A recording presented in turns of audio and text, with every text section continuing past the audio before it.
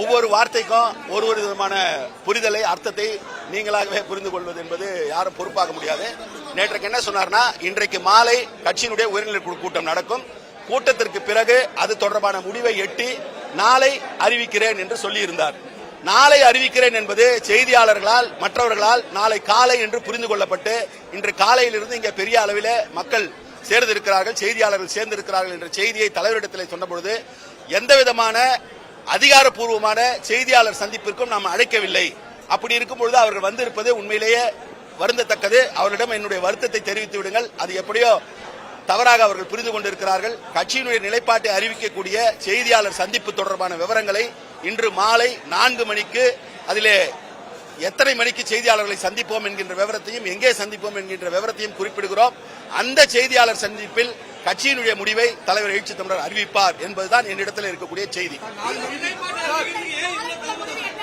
அது உங்க விருப்பங்க, உங்க அவசரத்துக்கு நாங்க முடிவெடுக்க முடியாது. அது உங்களுக்கு அவசரமா இருக்கலாம், எங்களுக்கான கால ஒரு கட்சியை நிர்பந்திக்கக்கூடிய நிலையில யாரும் இல்ல.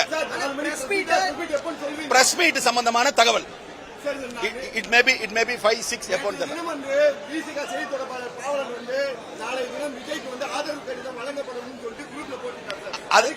அது அவரை தான் கேட்கணும். திமுக தலைவர்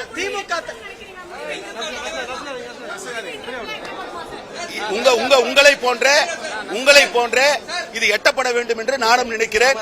ஆனால் கட்சியினுடைய தலைவராக அவருக்கு இருக்கக்கூடிய நிலை இதிலே மிக முக்கியமான காலகட்டம். தமிழ்நாட்டினுடைய தலையெழுத்தை தீர்மானிக்கக்கூடிய ஒரு நிலையில இருக்கிறது. ஆகவே அந்த பொறுப்புணர்வோடு இதெல்லாம் அவசரமாக எடுத்தேன் கவிழ்த்தேன் ஒரு முடிவு எடுக்கக்கூடிய தலைவரும் கிடையாது. அவரு அப்படி எடுக்கவும் மாட்டாரு. அதற்கான காலத்தை அவர் எடுத்துக் கொள்கிறார் என்பதாகத்தான் பார்க்கிறேன். எட்ட வேண்டும் என்று நான் எதிர்பார்க்கிறேன். அது எப்பொழுது எட்டினாலும் அவர் உரிய நேரத்தில் அறிவிப்பார்.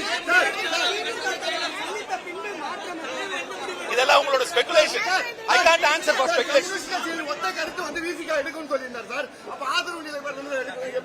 இதெல்லாம் உங்களோட இன்டர்பிரேஷன்ஸ்லாம் நான் பதில் சொல்ல முடியாது. அது இருக்கலாம். ஆமாங்க, வெயிட் பண்ணுங்க. அதுக்காக உடனே சொல்லணும் நீங்க நிர்பந்திக்க முடியாதுங்க. அவர் எடுப்பாரு, முடிவு என்னன்னு எடுப்பாரு.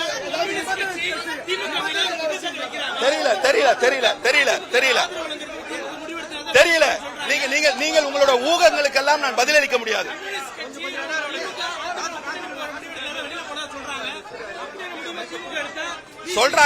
சொல்றவங்க யாருன்றதெல்லாம் உங்களுக்கு தெரியும், எனக்கு தெரியாது.